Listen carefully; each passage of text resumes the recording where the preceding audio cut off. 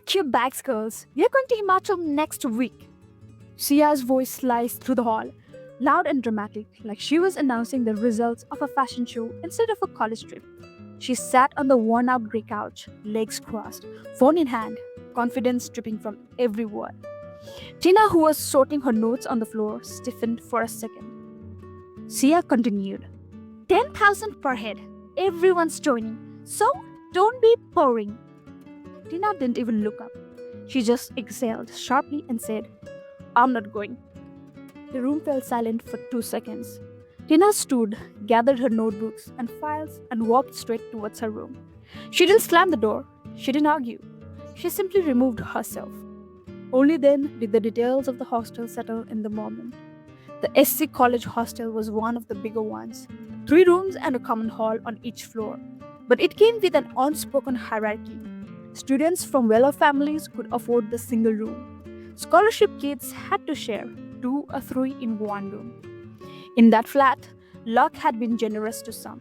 Sia, with her family money, had the biggest room for herself. Fairy lights, scented candles, soft rug, everything aesthetic. Tina and Miki shared the other room, not lavish but decent enough. 2 beds, 2 desks, and a window that let in morning light. Back in the hall, Miki remained sitting beside Sia, shoulders slightly tense, fingers tapping nervously on her lap. Tina's refusal echoed in her ears, but Miki's eyes were sparkling, filled with longing she wished she could hide. I I would love to go, Miki finally said, voice small, but I don't have the money. Sia's eyebrows shot up, as if she had been expecting the exact confession. So, Sia said smoothly, leaning back, I'll pay for you. Miki's heart jumped. Really? You will? Yes, Sia said, waving her hand like it was nothing. Don't think so much. Just come. I want you there.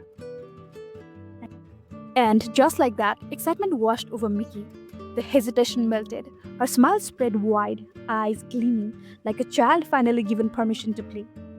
Then yes, she said eagerly. I'll go.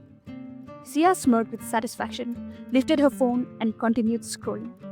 Miki stayed there for a few seconds longer, glowing with happiness, until her eyes drifted towards the closed door of her room, realizing she would now have to face Tina. Miki took a deep breath before entering the room. Tina was sitting on her bed, already buried in her notes, pretending to be unaffected, but her tight jaw gave her away.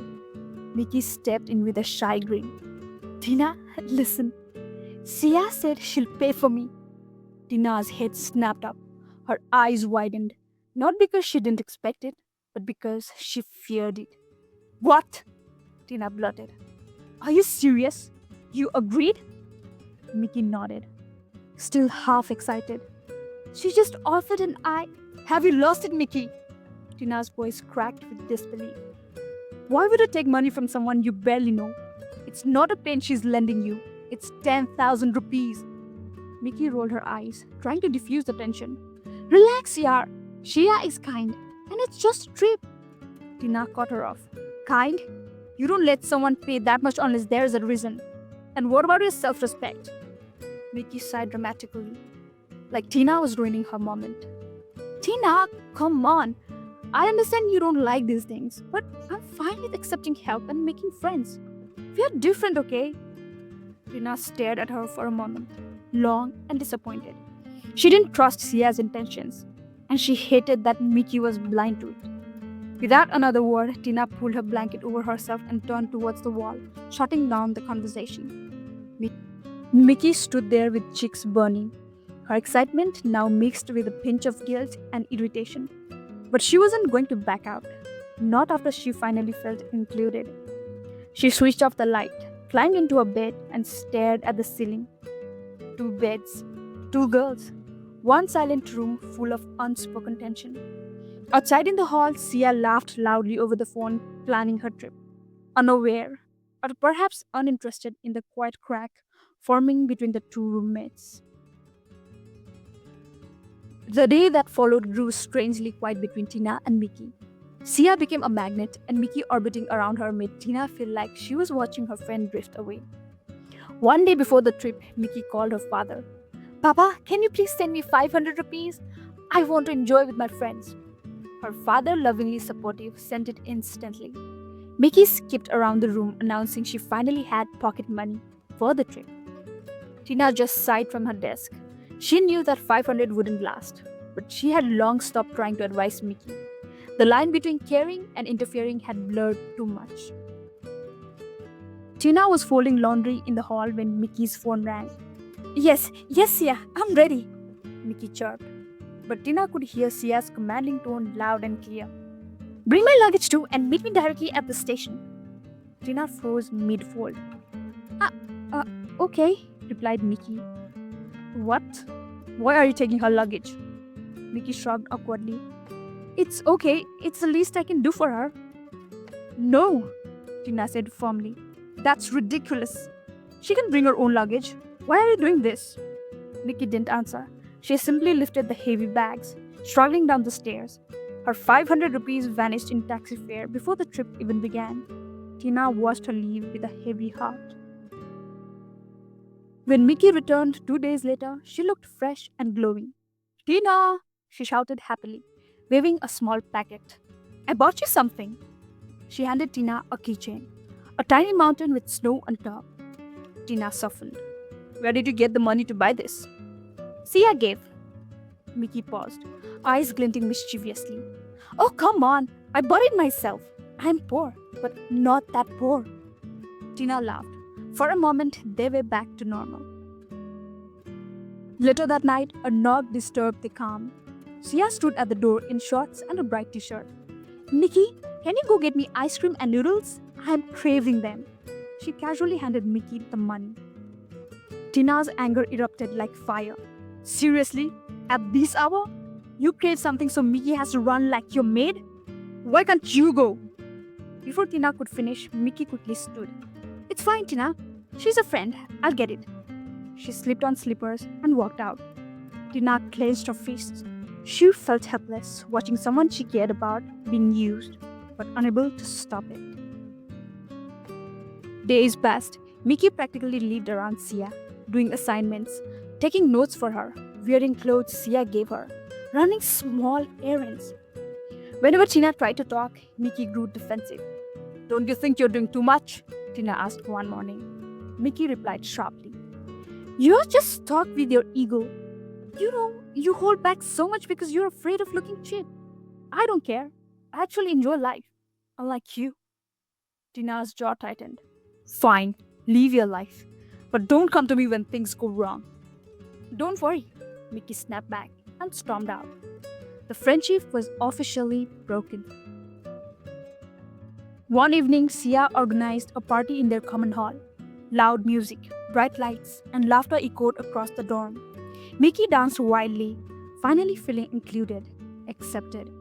Tina stayed in her room, headphones on, pretending to watch a movie. After hours of dancing, the girls collapsed on the mats, giggling. Suddenly, one girl gasped and grabbed her neck. My gold necklace! It's missing! It was a 24-carat gold necklace, my mom's last gift. The entire hall turned chaotic.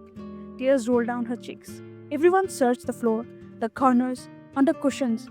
Then Sia pointed her manicured finger towards Miki.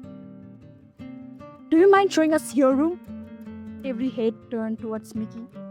Miki froze. Why? I never even went to my room. Just to be sure, Sia said coolly. Please. Miki felt heat rise to her cheeks. Her heart thudded painfully. Shame crawled up her skin, but she nodded weakly and opened the door. Tina looked up from her bed, confused. What's going on? One girl explained breathlessly. Tina's eyes widened in disbelief. Sia didn't hesitate. She flipped Miki's pillow, opened her suitcase, pushed aside her clothes, searched aggressively through every corner. What are you doing? Tina exclaimed. She wasn't even here in this room. Stop this. Sia ignored her and continued searching. After a minute of chaos, she straightened up. It's not here. She turned to leave. Miki, breathing heavily, whispered, You didn't check Tina's side. Sia didn't bother turning around. No need. Tina would never do something like that. She's not greedy. The word hit Mickey like a slap.